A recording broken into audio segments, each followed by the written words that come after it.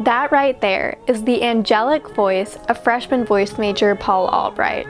He's currently singing at one of his weekly voice lessons, but in case you can't already tell, there's something really special about Paul and his voice.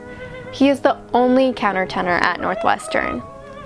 If you're currently asking yourself what a countertenor is, Paul's voice professor, Pamela Hinchman, has a pretty solid definition for you. Countertenor is a surprise when you're not expecting it. It's a man who sings in a woman's range. And so he has a very strong falsetto. It's surprising. People see it and they go, "What is this?" Unsurprisingly, countertenors are really rare.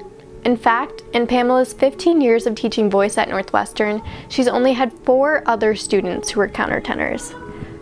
So why exactly did Paul want to become a countertenor? In 5th grade, I started at a choir school, and that completely started my love of music. And so I was boy soprano for years. Once Paul graduated the choir school in 8th grade, he auditioned to keep singing with the choir as a choral scholar, and he applied as a countertenor.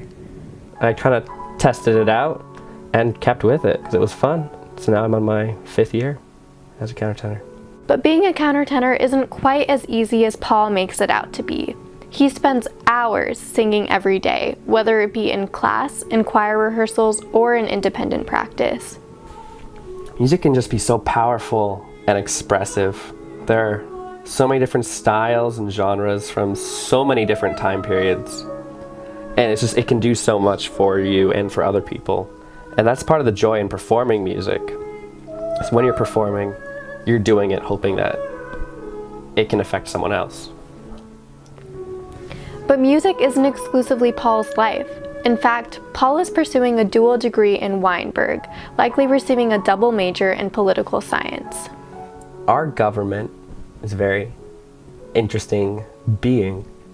There's so much going on, so much good and so much not so good, but it keeps our nation going.